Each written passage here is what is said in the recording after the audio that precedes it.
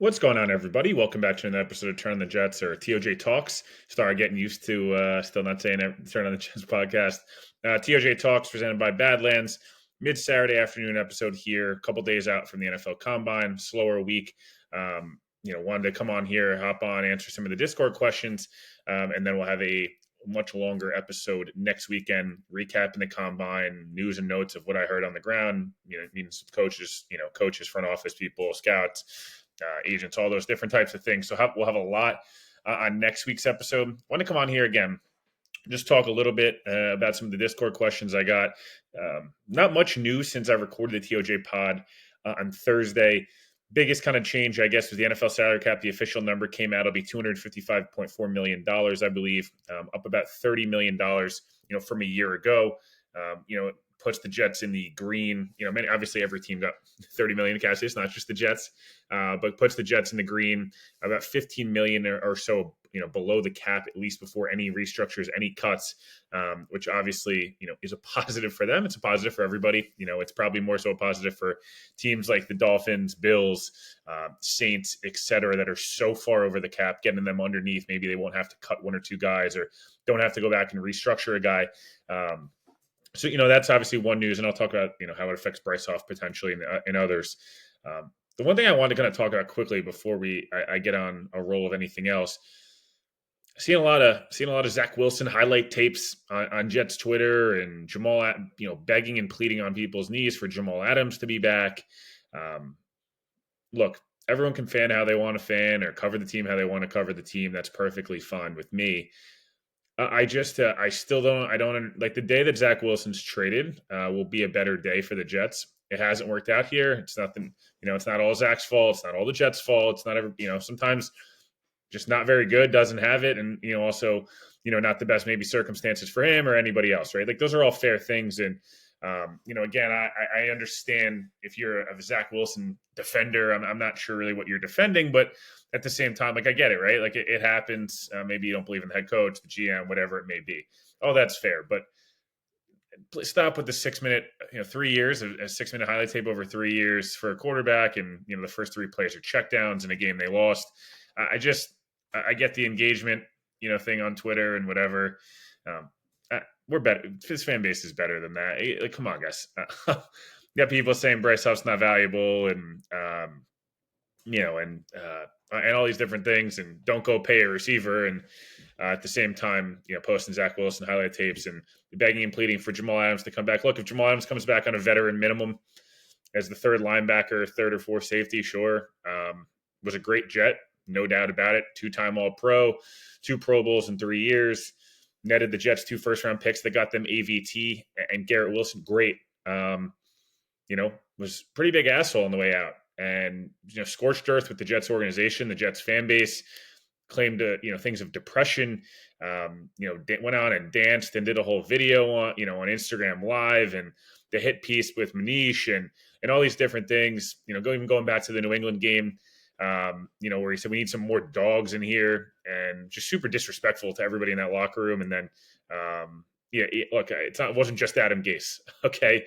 The Jets went on and had one of their biggest wins in a 3-year stretch with, Gase and Darnold and stuff. And again, not that impressive. They beat a Cowboys team that was banged up, but went on right after and then requested a trade and was liking himself in Cowboys. So it's just not worth it. Again, you can separate that stuff. The player can want their money and all these different things. That's great. And again, wants to come back on a veteran minimum, sure, go for it, man. But he's been not the same player he used to be. A lot of injuries. They've taken their toll on him, his body. Pretty scary concussion a couple times last year. He's had, fully torn his quad, torn groin, torn muscles in his. It's a lot. So better things to do on a Saturday than probably posting Zach Wilson and Jamal Adams highlight tapes. Jamal Adams highlight tapes from the Trump administration, and Zach Wilson highlight tapes in a loss in which he had 2 really nice drives. Probably people are better than that. We got to be better than that. So I want to get to a couple Discord questions here. Again, shorter episode. First, from Mr. Slippery, realistic targets for free agents instead of paying for all-stars everywhere. Realistic targets of free agents, I would say offensive line-wise, Aaron Brewer of the Titans, I've mentioned his name a few times. I've heard there will be interest there. John Runyon, from Green Bay are the two names I would watch out for there. I'm on the interior. I think those two guys can make sense. Lloyd Cushenberry is probably the bigger name of an interior guy. I don't know if they'll do that, but Tyler Biadasz is another name. Top 10, top 12 center in the NFL. Who knows if the Cowboys got to extend Dak. They're going to have to extend Micah. They're going to have to extend CeeDee Lamb, bring back Tyron Smith, who completed an 8-year contract, which is just insane to think about. So I just don't know that Biadasz is retained. And if that's the case, that's another name. I think Cali Jets was tweeting about him, a lot of weeks. So shout out to Cali there. In terms of that. In terms of, other names, receiver, I would say Curtis Samuel is a name. I would say Kendrick Bourne are names. These are more wide receiver threes. At this point, they're not guys that you would look at and say, well, you wouldn't be wowed by it. I'd like the Kendrick Bourne signing. If he's a second addition at receiver, does he get you kind of excited? Is like, oh, okay, Garrett, player X, Bourne, and then Lazard, Brownlee, Gibson. Okay, interesting. Like now I'm intrigued there. Those are two names. I would say on the defensive side of the football, maybe a Sheldon Rankins return could be interesting at defensive line. He might have priced himself out, unfortunately. There again, safety wise, I think it's really probably bringing back a Whitehead or bringing back Chuck Clark. Those are some names. I think those are some realistic targets. I think at quarterback, it's Brissett and Minshew, as the bigger names in terms of money. And then it's the Tannehill, Dalton, Jimmy G. Look, the Sam thing would be funny. I don't think Sam wants to be here. I think he did his time, in this market. So those are just some names. Running back wise, Devin Singletary is a name to watch. Zach Moss, another name to watch as well. I don't think Aaron Jones or AJ Dillon gets to the market, but if they do, maybe that's something that they look into. In terms of tight end, Mercedes Lewis, Robert Tonyan, some former Packers guys that maybe round out that room after they eventually cut Uzama. And then in terms of DB, like I said, those are some names. Linebacker, I don't see the Jets spending really money at all. They spend a ton of money with CJ and Quincy, et cetera. So those are some names. Edge rusher. Maybe they go after a Josh Uche. I just paying Josh Uche to not pay Bryce Love is just very frustrating. Maybe it's a Leonard Floyd, et cetera. But again, I don't know. I don't think that they, anything will be big time there. Moving on to a next question here. It'll be from again, Mr. Slippery. What's a dream guest to come on your pod that not named Rodgers? Dream guest to come on the pod. Good question.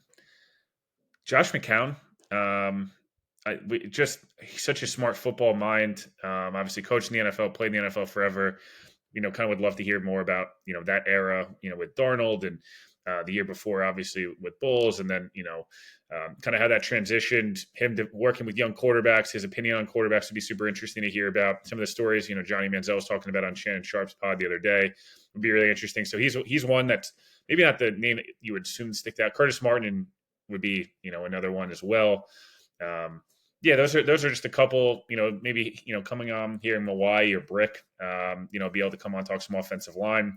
Chris Jenkins would be a defensive guy I'd love to have on, some of the former Jets. And then obviously there's a few names that may be coming on the pod in the future that are current Jets that would be as well. NY Jets 1250 asked this on Q&A, but would love to hear about the new cap figures, potential tag amounts being released, and whether that means Huff is much more likely to stay one way or another. No excuse for them not to keep him, or worse, tag and trade.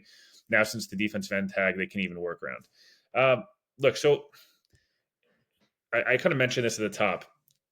The one thing I will say is, yes, it helps the Jets in terms of maybe one or two restructures they don't have to do, or one or two cuts they didn't maybe want to have to do. There's not really a lot of guys they can cut other than like Uzama or maybe Lakin if they want to go that route. But again, you have to replace Lakin, so it's probably not the best idea.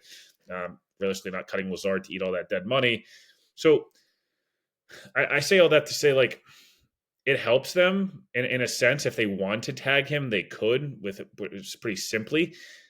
They've made it pretty clear they don't really see that being the case. I think Huff's going to either get re-signed at the 11th hour, or Jason Fitzgerald, if over the cap, who is very, very smart, like one of the smartest people in the industry, if not like top 3 smartest people when it comes to all these different transactional stuff. If he's mentioning that, there's got to be some credence there. But I think if Huff makes it to the market, he's probably gone. I think Washington, Philly, the Giants, Houston, maybe even a San Francisco. I don't know. That look at the teams that run this system. Maybe it's a Green Bay. Like, who knows? In terms of that. But look, I think to not get any value in return and maybe a third or fourth round compensatory pick, like, great, man, like, yay. But the Jets haven't exactly hit on a ton of those picks in the past anyway, so it's not really something that I'd be banking on if I was them. But look, I think it helps the Jets for sure. It helps every team though, and don't think agents are not going to know that teams have 30 million more. The cap went up by that much, which means if you're Tua's agent, you're asking for more money. Dak's agent, you're asking for money. Huff, Josh Allen, whatever it may be. Down in Jacksonville, we saw Brian Burns get leaked this week. He wanted 5 years, 30 million a year. If I'm him and they said, hey, you offered me 27, the cap went up, no excuse not to give me 30. That's the way it's going to roll. So that's the way I would kind of explain that. Next couple questions here. Again, this is a much shorter episode, but I will have a much longer combine episode. And I'll probably pop in with Dan and Connor on an episode earlier in the week. Not exactly a question to answer, Alex Rain 1, but can we get Mangenius on the pod? Yes, I will try to make that happen. Rich T. Ryan, will Rodgers go down as the most hated Jet in history? No, he will not. I think there's far more Jets to hate. No shot. Champ 2433. The cap going up more than expected has to at least give the Jets thoughts of tagging Huff, even if it's a trade down the road, which is hard. I know the option has to at least exist. Yeah, the option exists for sure. They just haven't really. There's been no chatter that they're going to tag him, and I'm sure that teams kind of had an inkling the cap would go up. I think Brad Spielberger thought he had mentioned the cap potentially going up to around the 240, 245 range. Obviously went higher than that. So maybe it changes, but I can't say for sure, unfortunately. Israel, in terms of DMS 7, as of right now, would percent we re-sign Huff, I'll go 80-20. He's gone. I'm hoping the 20% will increase. So just had some of those questions. Again, wanted to come on here and kind of riff a little bit. Take a break from the Zach Wilson fodder. Take a break from Jamal Adams. It's okay, guys. There's other things to do. Crack open a beer, bottle of wine, whatever you're going to do, and enjoy the weather not being absolutely freezing in New York. It's, in the 40s, so we'll take it. But again, I'll be back. Probably maybe midweek. I'll have 2 TOJ pods, but maybe midweek, and then obviously have a big long episode on Saturday. Me, Dan, and Connor will all obviously be in Indy this week. Appreciate it for listening again. The other guys, flagship pod, there's a hat drop coming. Me and Joe working on the free agency board. There's a lot of content that's going to be on the page. So everybody, thanks for listening, and we'll talk to you guys next week.